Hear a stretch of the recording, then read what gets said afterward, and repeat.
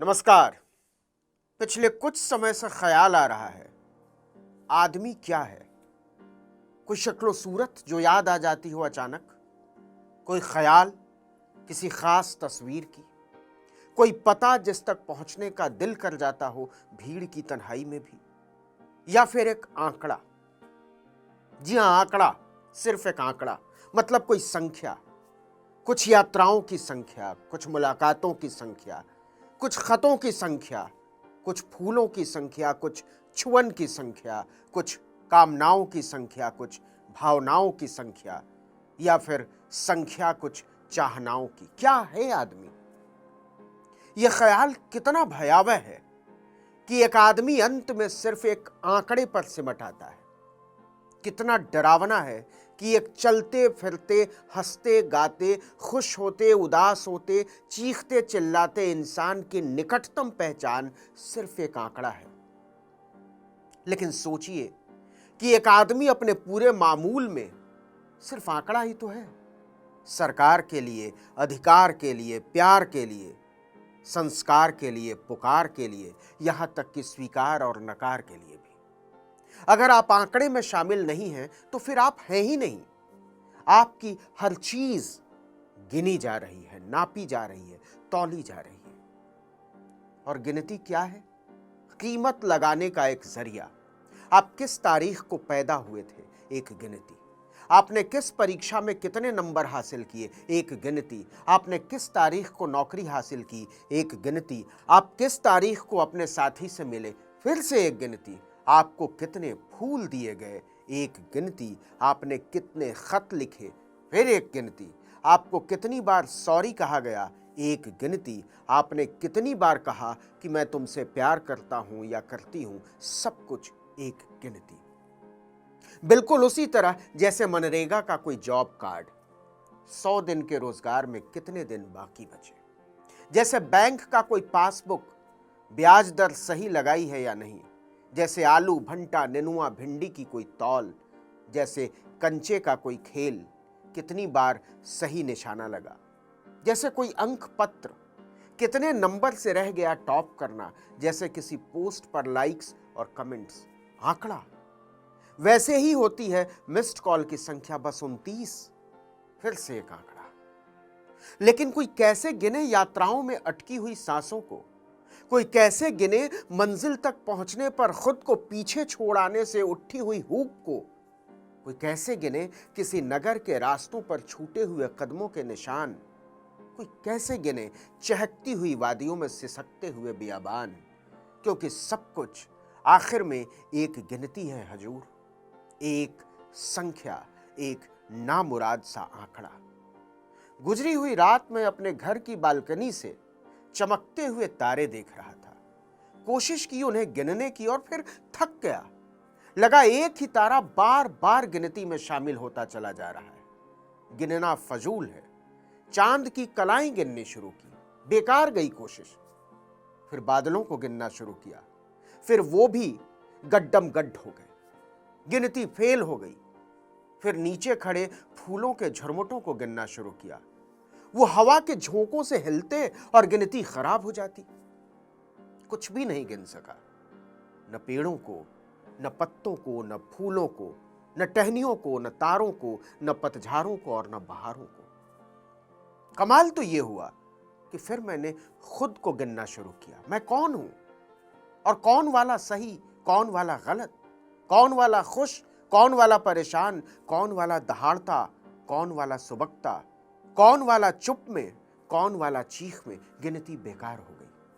और फिर मुझे लगा कि हर गिनती एक धोखा है, संवेदना की तौहीन, करुणा पर चस्पा एक कानून, हर क्रंदन पर चिपका हुआ एक टेप। हर गिनती बहुत सारे संशयों, विरोधाभासों, प्रेम, मनुष्यता, सम्मान, मनुष्यता और निष्कलुषता को कचहरी में खड़ी कर देती है, जहां उसे साबित करना होता है अपना अर्थ जिसे साबित तो छोड़िए, जाहिर करने के लिए भी अल्फाज नहीं होते। हर गिनती एक गणित है। गणित का काम ही नहीं चल सकता गिनती के बिना। लेकिन जरा सोचिए और सोचकर देखिए कि संवेदना के विश्व पर कितना बड़ा बोझ है गिनती। क्योंकि हर गिनती आदमी को सौदागर में तब्दील कर देती है, जिसकी सबसे बड़ी शर्त है लेन देन। जिसके बारे में पाश अपनी कविता में लिखते हैं, धूप की तरह धरती पर खिल जाना और फिर आलिंगन में सिमट जाना, बारूद की तरह भड़क उठना और चारों दिशाओं में गूंज जाना। जीने का यही सलीका होता है। प्यार करना और जीना उन्हें कभी नहीं आएगा जिन्हें जिंदगी ने बनिया बना दिया। खैर, हम तो गिनती की बात कर रहे थे, आंकड़े की, आदमी के हिसाब में बदल जाने की। तो मैं सोचता हूं कि क्या हर आदमी एक रील में तब्दील नहीं होता जा रहा है? रील क्या है? संपूर्णता का बोंजाई संस्करण, सिर्फ उतना जिससे भ्रम पैदा होता हो कि आप बहुत खुश हैं, कि आप अपने फन में माहिर हैं, कि आपने दुनिया को ठेंगे पर रखा हुआ है।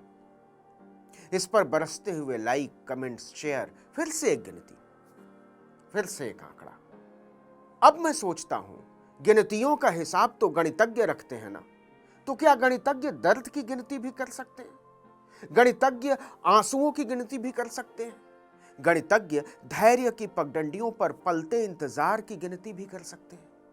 गणितज्ञ गिन सकते हैं क्या अंधेरे बंद कमरे में नींद से बोझिल पलकों का गिरना और उठना? गणितज्ञ तो सब कुछ ही गिन लेते होंगे, तो फिर उन्हें गिनना चाहिए एक मुलाकात से दूसरी मुलाकात के बीच आदमी कितनी मौतें मरता है। उन्हें गिनना चाहिए कि वेदना के गहन अंधेरे में उठी चीखों और अगले ही पल बैठ जाती आवाज के बीच कितने युगों का फासला होता है। क्या गणितज्ञ हिसाब लगा सकते हैं कि लाठी की चोट में ज्यादा दर्द होता है या फिर बिछोह की? चलिए इसको भी जाने दीजिए। क्या आंकड़ों का हिसाब लगाने वाले बता सकते हैं कि अपने आप को सही साबित करने के लिए कितना फीसद हिसाब दुरुस्त होना काफी होता है? क्या आंकड़ों का हिसाब लगाने वाले बता सकते हैं कि भोर और शाम के बीच सदियां कैसे गुजरती हैं और फिर वही भोर और शाम का फासला पलों से भी कम कैसे हो जाता है? फिर तो वो हंसी और उदासी को भी नाप कर बता देते इसकी मात्रा। क्या कहा? नहीं बता सकते।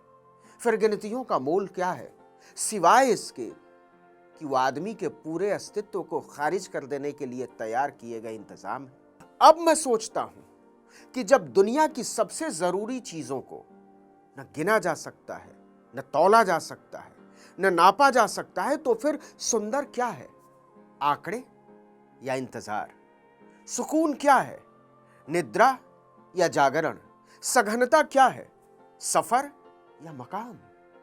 यात्राएं गिनी जा सकती हैं, लेकिन क्या उनके ठहराव गिने जा सकते हैं? और अगर ठहराव ही एक मंजिल की तरह लगे तो?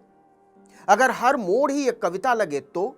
अगर कंठ से निकली हर आवाज ही संगीत लगे तो? किसी सुनसान रास्ते में पानी फल बेचने वाले किसी औरत के चेहरे पर आई हया की तिर गई मुस्कान में क्या संसार के सबसे अच्छे गणितज्ञ किसी कथा का हिसाब लगा सकते हैं? क्या आंकड़ों में सरसों के खेतों का पीलापन समा पाता होगा? क्या आंकड़े बेचैनियों और सुकून के बीच के आलाप को भी दर्ज कर लेते होंगे? किसी सर्द शाम के धुंधलके में चुपके से किसी का हाथ पकड़ लेने की चाहना को कैसे गिनते होंगे हिसाब किताब लगाने वाले?